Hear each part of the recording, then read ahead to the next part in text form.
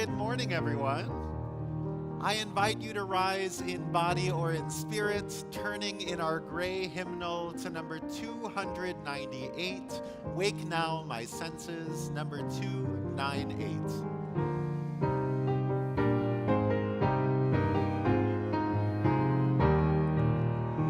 Wake now my senses and hear the earth call. Feel the deep power of being in all. Keep with the web of creation your vow. Giving, receiving as love shows us how. Wake now my reason, reach out to the new.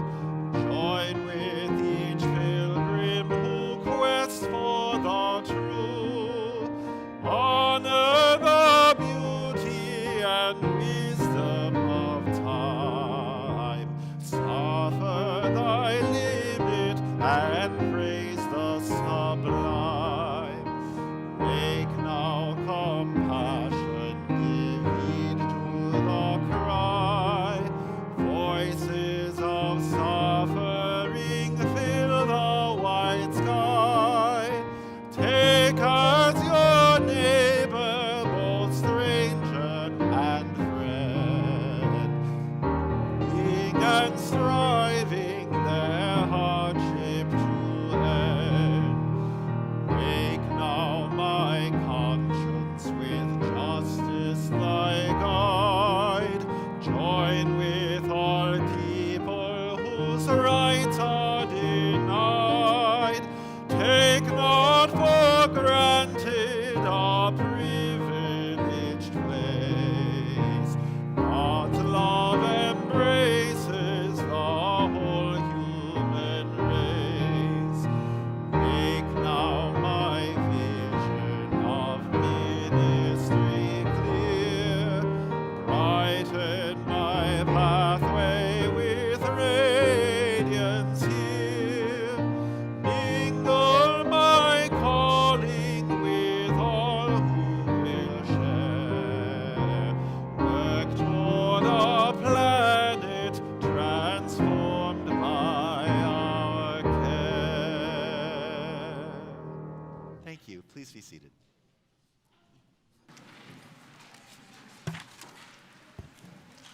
Good morning. Good morning.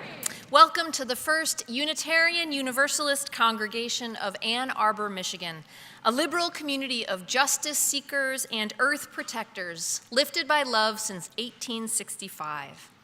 My name is Stella Gorlin. My pronouns are she, her, and I serve this congregation as the Director of Spiritual Growth and Development. Whether you're joining us in person, tuning in on the live stream, or watching on demand at a later time, we hope you feel warm, welcome, and connected. For the first-timers among us, we encourage you to attend a newcomer welcome, which is in the Redmond room just out these double doors as you head back towards the main lobby. You can also fill out a newcomer survey located on our website at uuaa.org/newcomer survey. To the first-timers, the long-timers, and everyone in between, thank you for the gift of your presence as we build community together. Last night marked the beginning of Passover, an 8-day celebration of the Jewish people's liberation and exodus from Egyptian slavery. In honor of our Jewish siblings everywhere, a reading from Reverend Deborah Hafner. We are on a journey. We didn't plan it. We didn't have time for the bread to rise.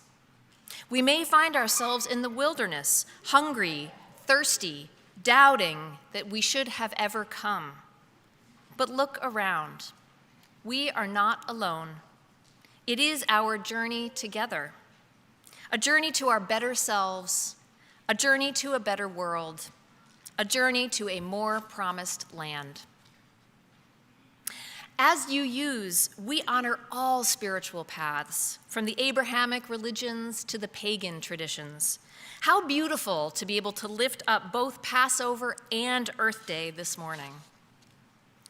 As has become a tradition, we will end our worship service with a singing procession through the social hall and outdoors to the back lawn, where we will bless our ancestors' grove of trees. You'll hear more about that later. You can also enjoy a nature art show from the UUAA artists and poetry from the community of writers displayed out in the main hallway here. And then the social hall is going to have a kids' craft table, an Artful Hands recycle table, which is the new name for our fiber arts group, artist cards, climate books, advocacy postcards to write, and much more. Join us to learn more about how you can get involved in the movement to protect and defend this planet that we call home. And in that spirit, and in the spirit of friendly competition, I want to mention that the SGD program launched a pop bottle and can drive to raise money for the UUAA annual auction. And we need everyone to participate, but here's where it gets interesting. The drive is a competition between the elementary kids, the middle school kids, and the high school teens. So whichever group raises the most money by the auction on May 31st will get a special prize, and that is to be announced. It will be good, I promise. It's not going to be just a sense of self-satisfaction or something like that.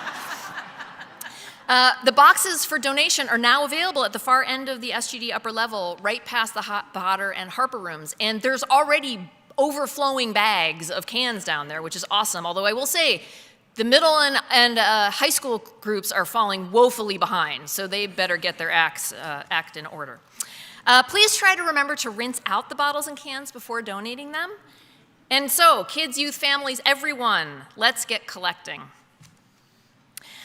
I recently had the absolute pleasure of seeing the movie Flow, which was this year's Oscar winner for Best Animated Film. Has anyone else seen Flow? I think it's streaming on Max. Yes, wonderful.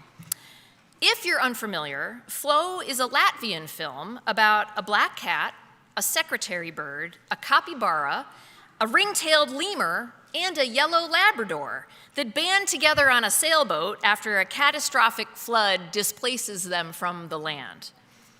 The most remarkable thing about this movie is that there is no human sound in it at all. All it is landscape. It's the sound of the landscape, music, and wildlife sounds. It's really amazing. And unlike most animated films that feature animals, Flow doesn't try to humanize or anthropomorphize the cat and its unlikely traveling companions, just as a way for us human viewers to connect to them. Instead, as one reviewer describes, the filmmaker encourages us to see elements of ourselves in the animals. And what a lesson in empathy, cooperation, and adaptation these animals offer us. Indeed, all animals. Author and veterinarian Nick Trout writes, "Perhaps the greatest gift an animal has to offer is a permanent reminder of who we really are. Let's explore all that the animal world has to teach us about ourselves and our place in this interdependent web of life. We are gathered for worship."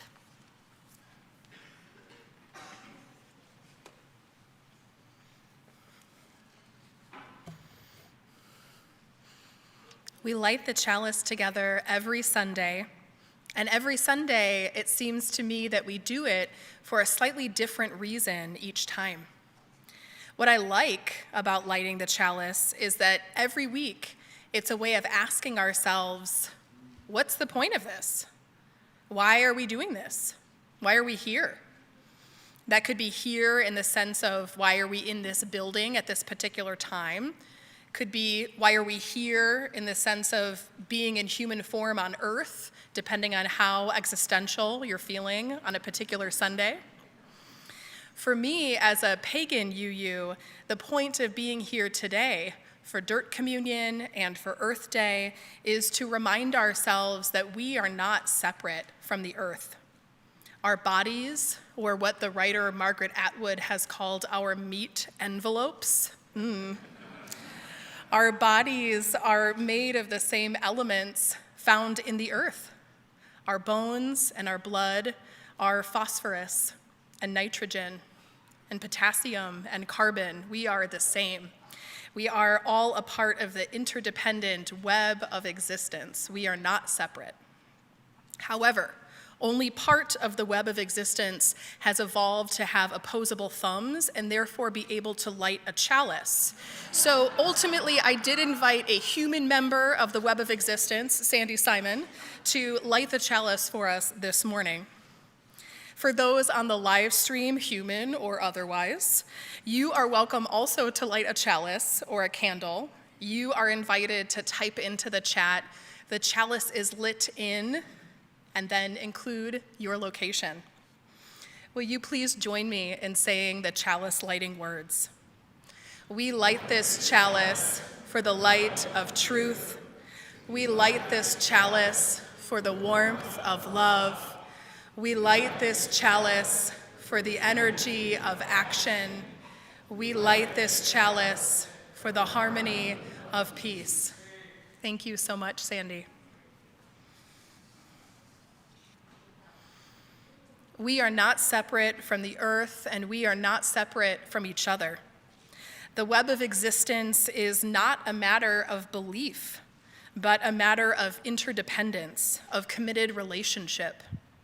Unitarian Universalism itself is built on covenant, shared commitments for the ways we agree to be in relationship together, rather than built on shared statements of faith. And so I invite you to say the words of our covenant together. The spirit of this church is love, and service is its law. This is our covenant with each other, to dwell together in peace, to search for truth in love, and to help one another.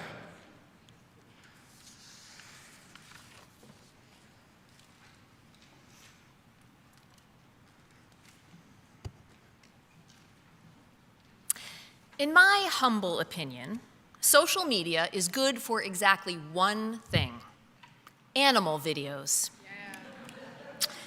Sweet ones about dogs reuniting with long-absent humans, those always make me cry.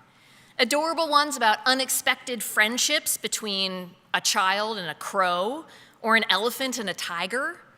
Silly ones about cats versus cucumbers, or cats versus tinfoil. These are all Googleable, and I encourage you to do so. Or how about a raccoon that goes up to a drive-through window? Or Emmanuel the emu causing mayhem on a farm? A girl trying to rescue a squirrel from a kiddie pool? Guilty dogs avoiding eye contact with their humans? And elephants cleverly stealing sugarcane from cargo trucks. That's what my kids told me about yesterday.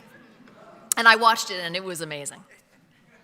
We humans seem to have an insatiable appetite for animal content. Doris Day, the singer and animal rights activist, writes, quote, "Compassion, loyalty, devotion, forgiveness, tenderness, empathy, affection, acceptance, selflessness, love. These are qualities that our human friends have in abundance, and oh, how I wish I could say the same about humans," end quote. Amen. In her book, Random Acts of Kindness by Animals, Stephanie Leyland concludes that animals, through their loyalty, bravery, commitment, and love, quote, have stated that we are all sentient and conscious beings, each holding within us that little spark of the divine, end quote. On this Earth Day, I thought it would be fun to share some of the amazing tales in her book about these non-human animals, so that we may perhaps learn how to be better human animals. All right, first up, a dog named King. On Christmas Eve, 16-year-old Pearl Carlson woke up suddenly at 3 a.m. to find her German Shepherd King in her room, pulling frantically at her bedding. And this was surprising because King was typically locked in another part of the house overnight. She suddenly realized that her room was filling with smoke and that the house was on fire. And she quickly raced to get the rest of the family and King out of the house before the fire engulfed them all. They all managed to escape, mostly unscathed. King had some burns on his paws and a little gash on his back, but seemed otherwise fine. But the day after the fire, King would not eat his dog food, and they thought that was strange. So they decided to examine him a little closely. The Carlsons looked in King's mouth, and they saw that his gums were pierced with painful, sharp wooden splinters. That terrible night, King had, with sheer desperate force, chewed and clawed his way through the closed plywood door that separated him from his family. Remember how she said she didn't know how he got in her room? That's how. And a different door had been left open for him so he could go outdoors. He easily could have saved himself, but instead he chose not to flee, but to gnash and gnaw and smash his way through the door, to face the blinding fire and choking smoke, to rescue his human friends. Next up, another unexpected rescue. Michael Miller, a man, was snorkeling off of the Big Island in Hawaii when he was suddenly caught in a riptide and pulled about a mile out to sea. And even the strongest swimmers would have a hard time coming back in a whole mile. He swam hard, but realized he wasn't going to make it back into land by himself. He got too tired. Rather than panic, Michael closed his eyes and he began to meditate. And in spite of his desperate situation, he had this feeling of love and tranquility came over him. And then, when he opened his eyes, he found himself surrounded by a group of sea turtles. The largest turtle swam directly under him and paused so that he could easily cup his hand under the edge of its shell. This group of turtles swam Michael all the way back to shore. And as they swam, he again felt flooded by that sense of tranquility and love and feeling of interconnectedness with all other beings. And when they were close to the beach, he simply let go of the turtle, and they turned and swam back out to sea. And now, a different kind of tale about what it means to be a parent. One day, a naturalist gave a chicken hen 21 guinea fowl eggs, just to see what she would do. The small eggs were very, very different from chicken eggs, but she sat on them anyway, and the naturalist just assumed that she was too dumb to notice the difference. Well, eventually those eggs hatched, and little guinea fowls came out, not chickens. But the mother was unperturbed. And then she did something that shocked the naturalist. She did not lead the little chicks to the feed that chickens need. Rather, this good adoptive mother led them to some bushes and scratched ants' nests for the pupae. Now, chickens don't eat such things, and they don't scratch for them, but guinea fowl most certainly do. Another naturalist gave a hen in a similar experiment some duck eggs to nurture. And after they hatched, she did what no chicken in the world would ever do with her own chickens, or her own chicks. She led them to water and cajoled them to swim. Now, how those hens knew what to do with those different birds, I don't think we'll ever know, but I would say probably not so dumb. Our final random act of kindness is a story about how care comes in many forms. There was a hot, sunny day, and a woman rescued a starving, neglected calf and brought it back to her horse corral and tried to rehydrate it. As the little creature lay limply in her arms, she noticed that her horses were behaving strangely. They were clumping together and sort of watching over this struggling animal. And as the day went on and the sun moved, so too did this cluster of horses. She realized that the horses were deliberately creating shade to protect this little dehydrated calf from the hot sun. They were also providing care in the only way that they could. The stories I've shared here are just a small sample. I also read about hippos saving impalas, cats picking up litter, birds protecting their injured friends, a horse saving a falling trapeze artist, a goose protecting a child from a rabid dog. There are so many stories of animals sacrificing their own health and safety, of animals demonstrating generosity and resilience, of animals showing us a path to a more sustainable, more loving, and more just future.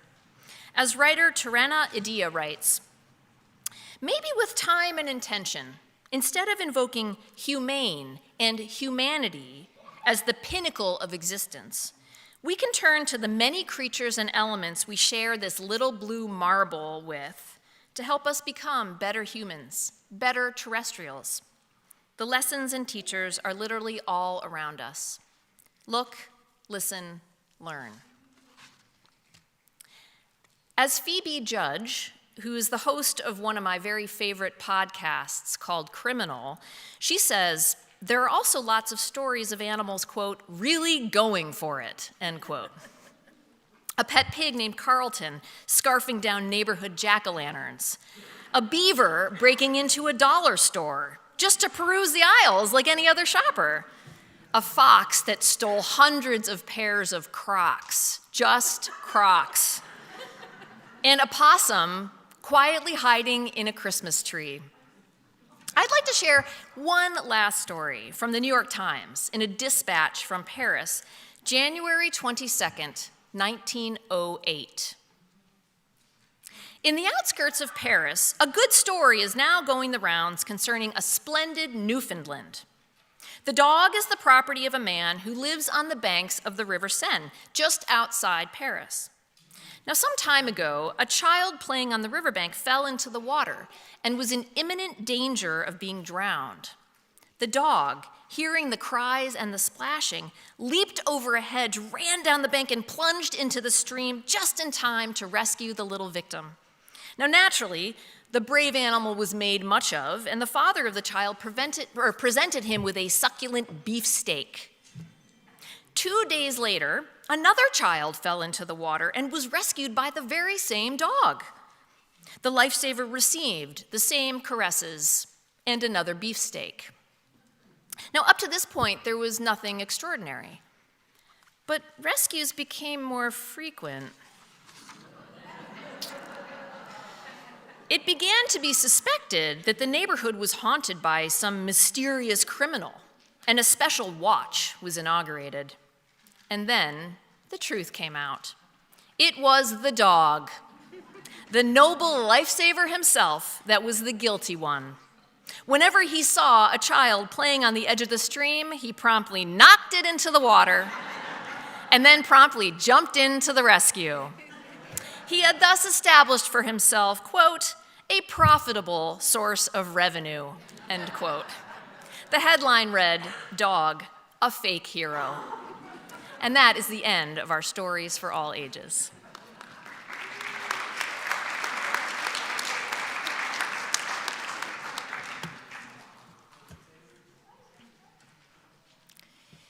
Today, as we celebrate Earth Day, the Climate Action Climate Justice team will be presenting our social justice connection. Excuse me. This group works tirelessly to confront and counter the existential threats besieging our Mother Earth. Their work is ambitious, far-reaching, and productive. Sandy Simon is here to tell us more, and please welcome her warmly. So good morning and happy Earth Day celebration. I'm from the Climate Action Climate Justice team, and our mission is to make sure that all of us are working on the climate goals from our Vision 2050. And what a wonderful array of that work is on display today. You probably walked in through the hall and saw the beautiful nature paintings and nature poetry that are hanging in the hall. The Chalice Bells are going to be playing some beautiful Earth Day music for us. The worship team is reminding us of our connections to animals. And in the social hall, you're going to see the crafts for kids, nature crafts. And the Artful Hands group is doing some recycling today with, you can bring in yarn and more. There are nature art cards that you can purchase and climate books you can peruse, and a lot of information available. The climate justice team and the food justice teams are right next to each other. They are working on some of the environmental issues. And I don't want to drag us down by talking too much about the dire need for climate work at the national level, but I'm just going to say you, all of you, you are needed to get involved in advocacy. The UU Civs team is in the social hall with postcards you can write and information on how you can get information to your senators and representatives. So 2 of our very ambitious Vision 2050 goals are making our buildings and grounds carbon neutral and trying to be a shining example for other UUs and other congregations and organizations who are trying to go green. So last year, we made huge progress on the carbon neutrality. We tripled the number of solar panels on our roof. There's a picture out in the hall. You can look at it. It's pretty impressive. And we worked on our zero waste, which is still ongoing, and we have more to do on all of that, but we've made amazing progress that we can be proud of. And regarding becoming a shining example, we are already acknowledged as a climate leader in our denomination. That's why UUA President Sophia Betancourt came in September to join us in Ann Arbor for the UU Climate Justice Revival. And we're becoming an acknowledged climate leader in our community as well. And that's why our congregation was asked to host this year the 3rd annual A2 Climate Teach-In. That's coming up on May 4th. We expect over 200 people from other congregations, environmental groups, politicians, and more to come to our building here.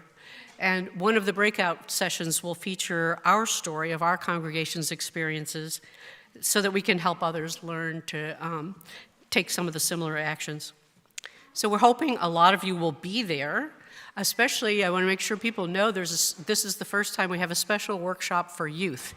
The Freeman Environmental Youth Council, who are high schoolers from Ann Arbor Public Schools, have designed a workshop called Your Trash, Our Trash Tells the Story. And middle schoolers and high schoolers are invited to attend that. It should be fun, as well as they're going to close out the teach-in and let us know what they found. Thank you to all of you. This church has been involved in so many things over decades now in environmental and climate work, and some of you were involved all along. We have more to do, and we invite you to come and visit us at the table to talk about that, or go to our website, uuaa.org/climate. Thank you.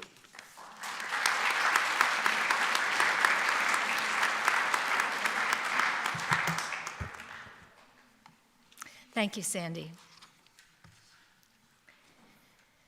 As we turn to our weekly offering, let us be grateful for all the dedicated members of our social justice groups whose work is growing ever more critical in these beleaguered times. The spiritual practice of giving grants us this time to pause and consider the paths we are choosing and who we aspire to become. Supporting this beloved community through our gifts of time and treasure breathes life into our dreams. Today's offerings will go to the programs and ministries of this congregation, and we have made it easy for you to give. You may text UUAA to 73256 or visit uuaa.org/giving and select weekly offering for the fund. And those of you here in the sanctuary have the option of leaving your cash or check donations in the baskets as the ushers bring them by. Thank you for your generosity, however you choose to give. I invite the ushers to please come forward, as this morning's offering will now be gratefully given and received.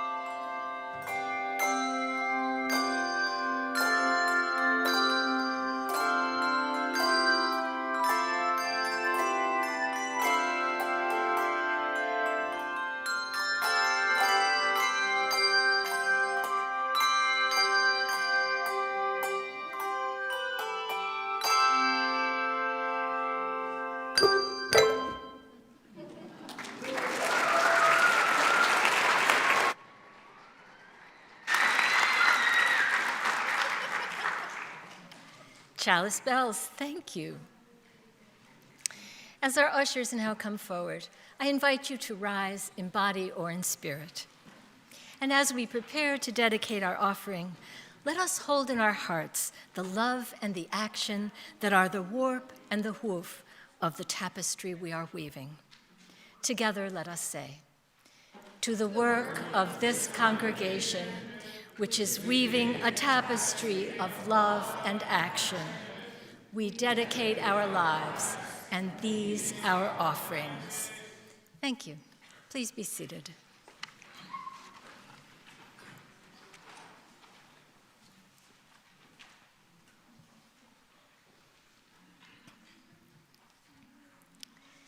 I grew up in the Ramapo Hills of New York State.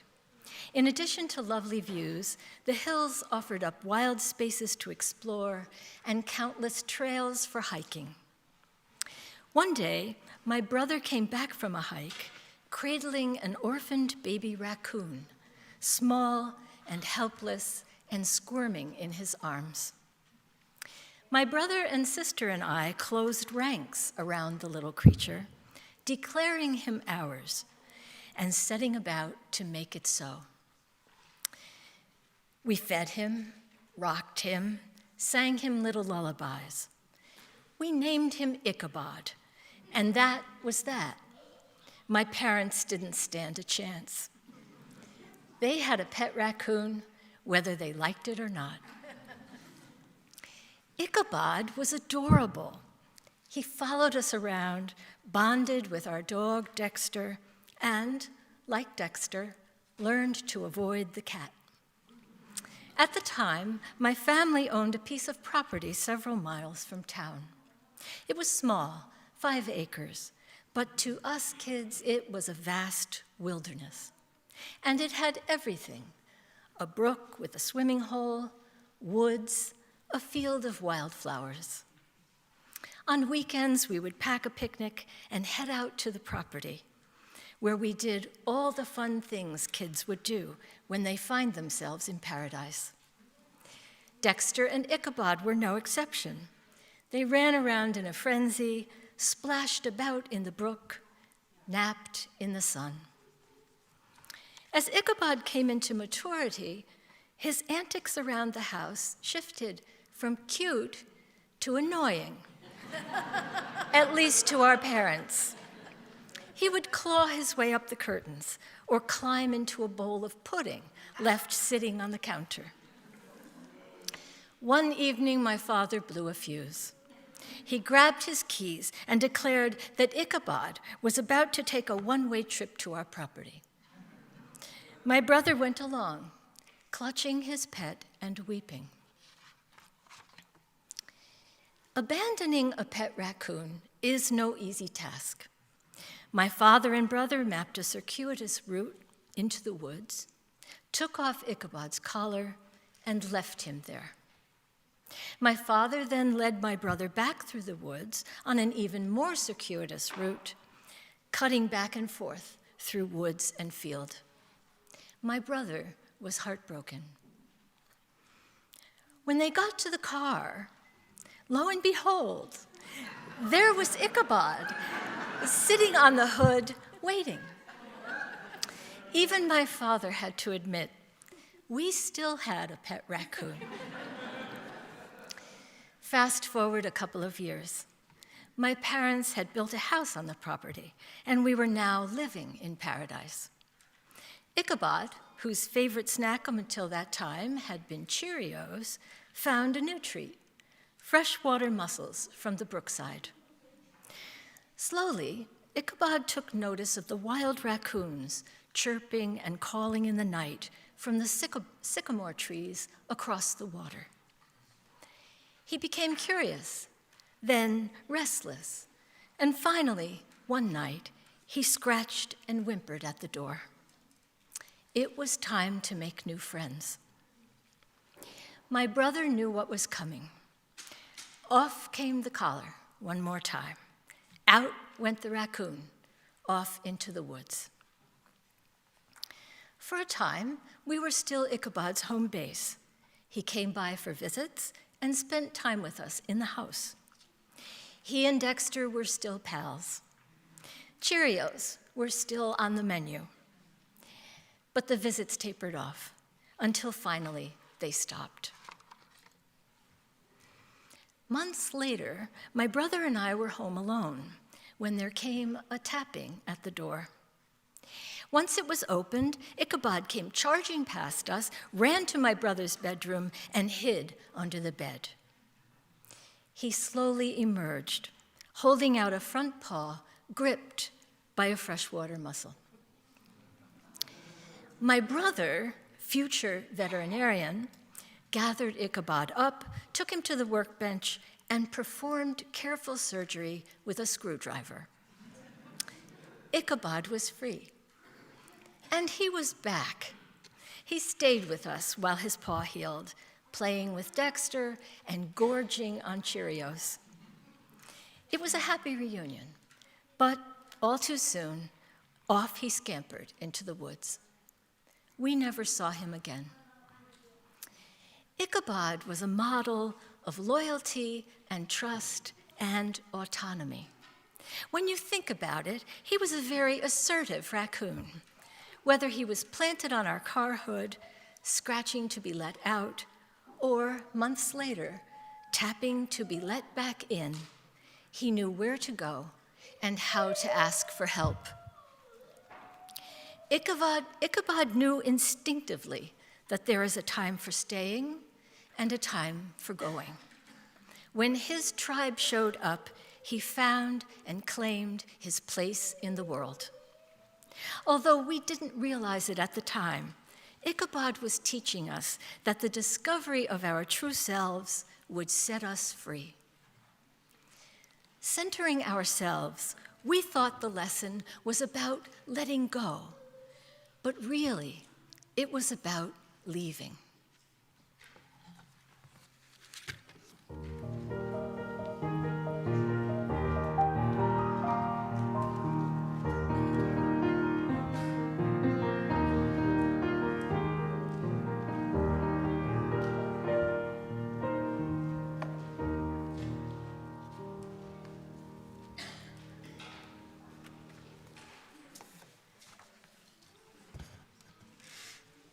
Thank you, Barbara. I love these stories, these surprising stories of how we can relate and be in relationship with animals and our broader environment, which leads to kind of an overarching question of how do we understand our interdependence, both with one another as human beings and within our own species, but also with our planet, the environment that we are a part of, other species, other beings that live on this planet. What does interdependence mean on a deeper level? Now, I grew up knowing very little, having very little firsthand experience with animals and pets. I lived in a household where my dad believed that animals are meant to be wild and they live out in their own environments with their own species, and so they don't belong in the house. And so we had a pet-free house for most of my childhood. But it led to this longing of wanting to have that type of more intimate connection and kind of relationship, day-to-day relationship with an animal. Well, the first chance of living away from our family of origin is typically undergraduate years, and I did not waste time. It was my sophomore year at Georgetown University. I was 19 years old and living in a group apartment, and I decided to go get a parrot. Now, there are different kinds of parrots, and I know nothing about parrots, by the way, because I knew nothing about pets and having animals as pets, so I knew nothing about a parrot. Well, there are three major kinds. There's the macaws, which are the biggest parrots. There are parakeets, which are the smallest parrots typically. And then the middle range, the middle-sized parrots are called conures. I have a slide for you of what a conure looks like. They're about this big, and that one's a sun conure. That's not the one I had, but it's what they look like. And my Barney, named after Barney Rubble, he was a sun conure like that, the one you're looking at, with a little bit more orange and red on his chest. And I went and got a sun conure without telling my apartment mates and brought him back. And in the process, began my on-the-job learning and training of what it meant to become an adult with a parrot as a pet. Now, my only reference points were the things we kind of hear as kids. You hear the phrase bird brain, so you think that birds are not terribly smart. They have small little heads and even smaller brains, but they're pretty, and they make cute little sounds, and they sit in a cage, and then you feed them, and then you clean the cage. How hard could that be? Anybody could do that, right? I knew nothing about the social life or social needs of parrots, which are immense, by the way. You're supposed to, I learned, after Barney was already a part of my life, get parrots typically in pairs. The reason for this is that they bond for life, typically with their reproductive mate, but not only that, a bit more rare, but they can also bond with like a best friend for life. And when they don't have another parrot of their species to bond with in that way, they'll bond with their primary caretaker, their human.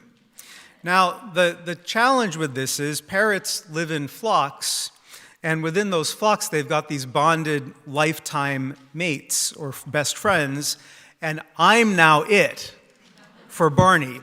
And when they're in the wild, they don't go very far away from their bonded best friend or mate. Typically, they're in the same tree, if not the same branch, physically close to one another. When they do fly apart, they never fly out of visual distance.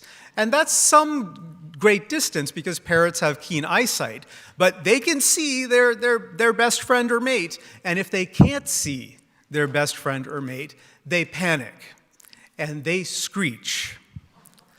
I had no idea how loud a little bird like that size can screech. Through the entire quad that I lived on, the entire quad, you could hear Barney screeching when I did all the normal things an undergraduate would do, which is go to class, try to do homework, go to the library to borrow books, go to the cafeteria to go eat. Quack, quack, quack. There's the screeching through not just the one dorm building, the entire area. My sole preoccupation became, how do I not get kicked out of campus housing? Well, this was an intense time for me emotionally, probably part of the reason why I felt this inner impulse to get a pet. I felt deeply lonely and confused. I was not yet out of the closet as a gay man, and this was close to that time when I was definitely headed in that direction.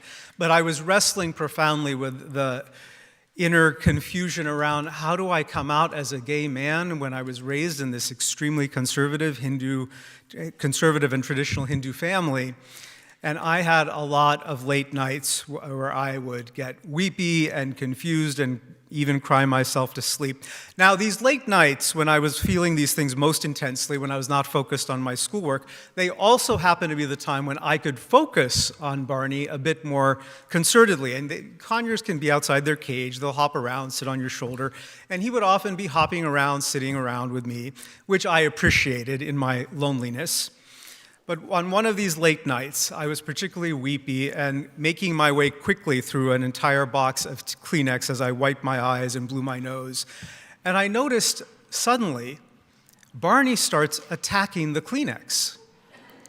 And I'm totally confused, like, what the heck is going on? What is he doing? And I kept watching, and I figured out that he knew that I was distressed, emotionally distressed. He thought the tissue was the cause of my distress, and he was trying to murder it. Because if he could kill the cause of my distress, then I would be happy again. I was so deeply touched.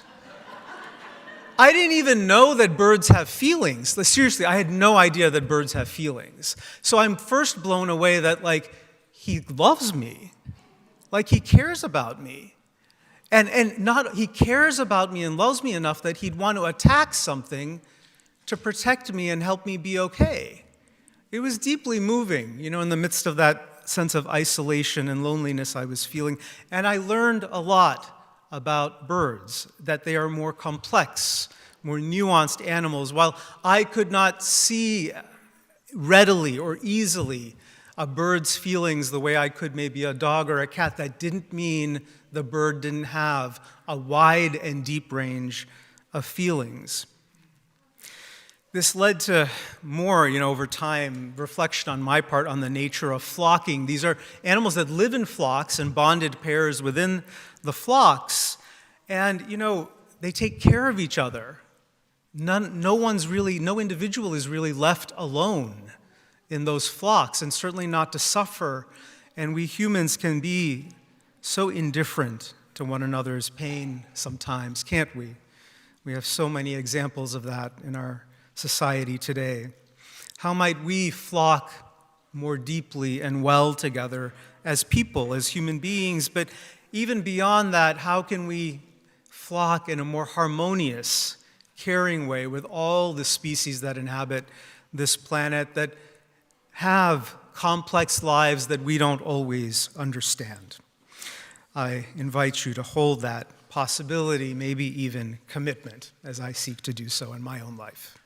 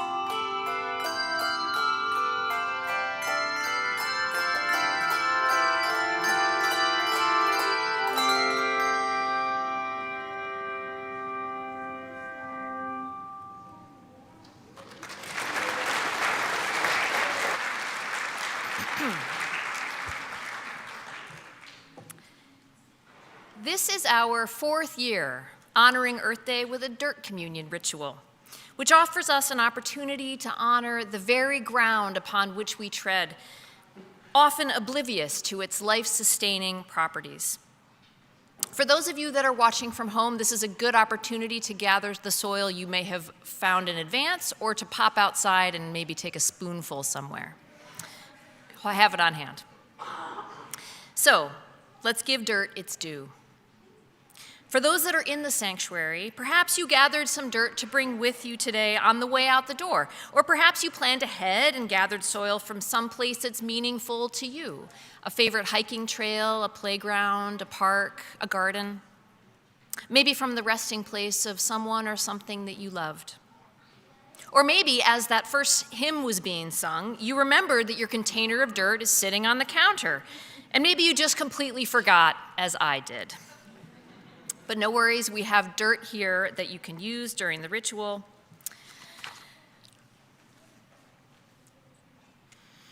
For those of you joining us remotely, if you have soil gathered, I invite you to hold some of it in your hands. Feel it on your fingers and breathe it in. What does it smell like? What's that earthy scent? Think about its life-giving properties.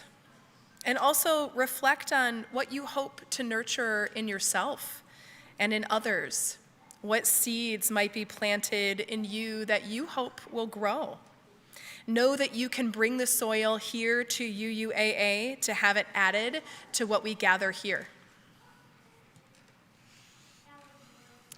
In a moment, we will begin our dirt communion ritual.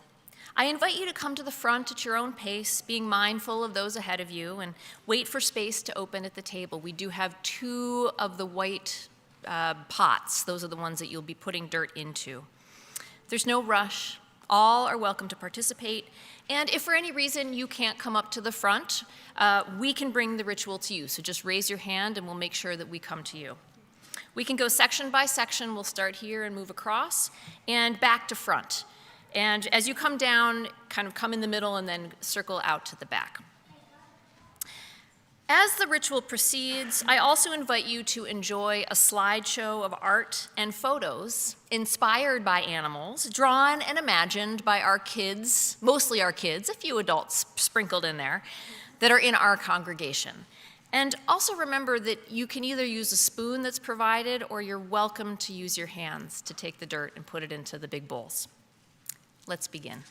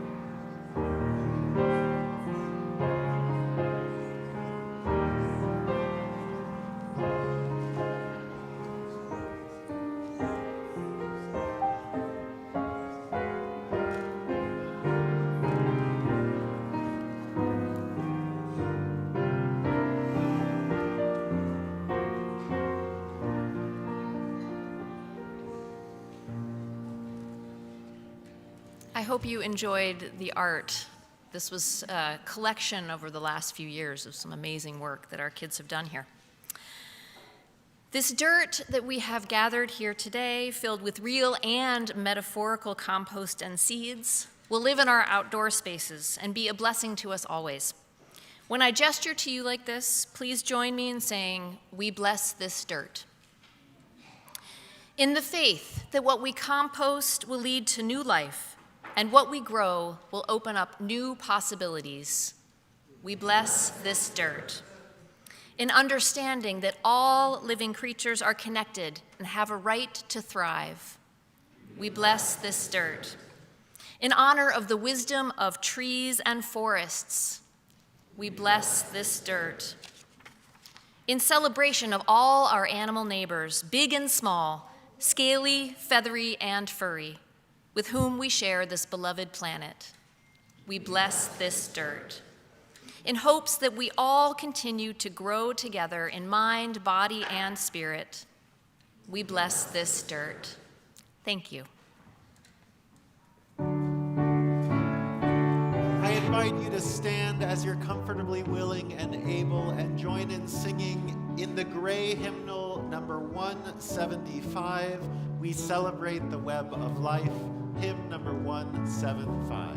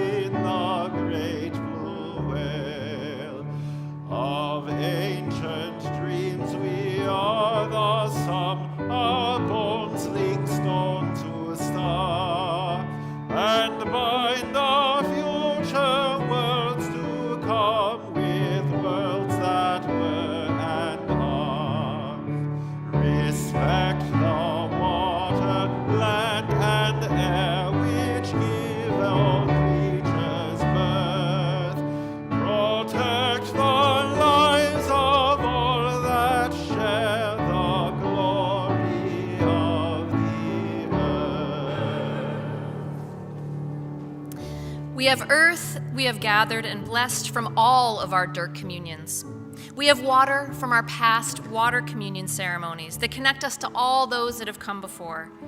We have a flame from our chalice that links us to UUs all over the world, and we have the air around us that makes it possible for us to sing. We have the earth, the water, the fire, the air. After the words of benediction, we will carry these elements outside, just behind the social hall, to gather for a short ceremony to bless the ancestors' grove of trees.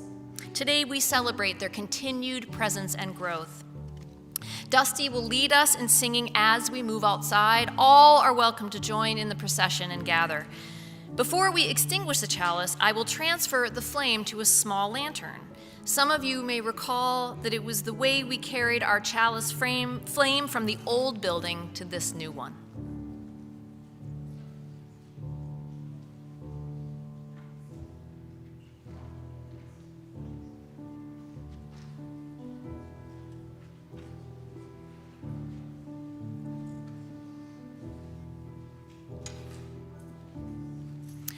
As we go forth, in honor of Earth Day, I offer the same invitation I did at that first dirt communion 4 years ago. Go get dirty. Put your hands onto and into the earth. Feel it underneath your fingernails. Inhale its complex fragrance. Go barefoot. Let the grass and dirt cling to your feet. Laugh and dance and give thanks to our animal companions and the whole of the earth that nourishes us. Go forth and live into the richness of our miraculous world, remembering that we have the opportunity to be good stewards for all living things. Amen. The earth, the water, the fire, the air, return, return, return, return. The earth, the water, the fire, the air, return, return, return, return. The earth, the water, the fire, the air, return, return, return, return. The earth, the water, the fire, the air, return, return, return, return. The earth, the water, the air, return, return, return, return. The earth, the water,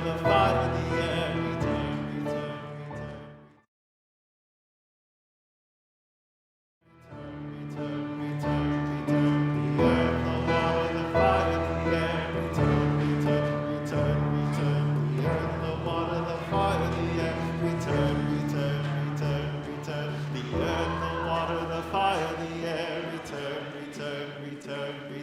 The earth, the water, the fire, the air, return, return, return, return. The earth, the water, the fire, the air, return, return, return, return. The earth, the water, the fire, the air, return, return, return, return.